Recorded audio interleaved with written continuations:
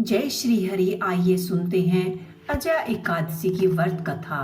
कुंती पुत्र युधिष्ठिर कहने लगे कि हे भगवान भद्रपद कृष्ण, एकादशी का क्या नाम है, व्रत करने की विधि तथा इसका महत्व कृपया करके कहिए। मधुसूदन कहने लगे कि इस एकादशी का नाम अजय एकादशी है। यह सभी प्रकार के समस्त पापों का नाश करने वाली है। जो मनुष्य इस दिन भगवान ऋषिकेश की पूजा करते हैं उसको वैकुंठ की प्राप्ति अवश्य ही होती है। अब आप इसकी कथा सुनिए। प्राचीन काल में हरिश्चंद्र नाम का एक चक्रवर्ती राजा राज्य करता था। उसने किसी क्रम के विषीभूत होकर अपना सारा राज्य व धन त्याग दिया, साथ ही अपनी स्त्री पुत्र तथा स्वयं को भी बेच दिया। वह राजा चांडाल का दास बनकर सत्य को धारण करता हुआ मृत्यु का वस्त्र ग्रहण करता रहा, मगर किसी प्रकार से सत्य से विचलित नहीं हुआ। कई बार राजा चिंता के समुद्र में डूबकर अपने मन में विचार धारण कर लेते हैं तथा साथ ही अपने पुत्र और स्त्री को स्वयं बेच दिया।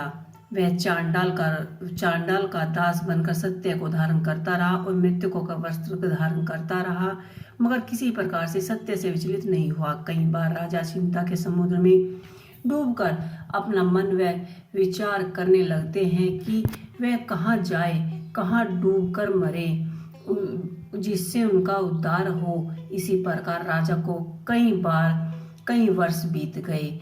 एक दिन राजा इसी चिंता में बैठा हुआ था कि गौतम ऋषि आ गए।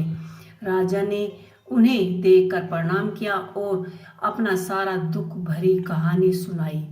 यह बात सुनकर गौतम ऋषि कहने लगे कि राजन, तुम्हारे भाग्य से आज से 7 दिन बाद भाद्रपद कृष्ण पक्ष की अजय नाम की एकादशी आएगी। तुम विधि पूर्वक उसका व्रत करो। गौतम ऋषि ने कहा कि इस व्रत के पुण्य प्रभाव से तुम्हारे समस्त पापों का नष्ट हो जाएंगे।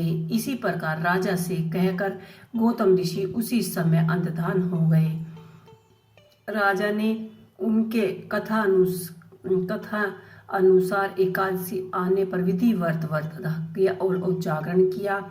उसी व्रत के प्रभाव से राजा के समस्त पाप नष्ट हो गए। स्वर्ग से बाजे बजने लगे और पुष्पों की वर्षा होने लगी। उसने अपने मृतक पुत्रों को जीवित और अपनी पत्नी को वस्त्र तथा आभूषणों से युक्त देखा। व्रत के प्रभाव से राजा ने पुण्य राज्य मिल गया।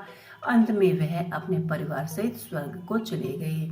कि हे राजन, यह सब अजय एकादशी के प्रभाव से हुआ है। अतः जो मनुष्य यत्न के साथ विधिवत इस व्रत को करता है, वह रात्रि जागरण करता है, उसके समस्त पाप नष्ट हो जाते हैं और अंत में वह स्वर्ग को प्राप्त होता है। इसी एकादशी की कथा के श्रवण मात्र से ही अश्वमेध यज्ञ का फल प्राप्त होता है। तो ये थी अजय एकादशी की व्रत कथा। आपको कैसी लगी मुझे कमेंट बॉक्स में लिख के अवश्य ही बताइएगा। जय श्री हरि।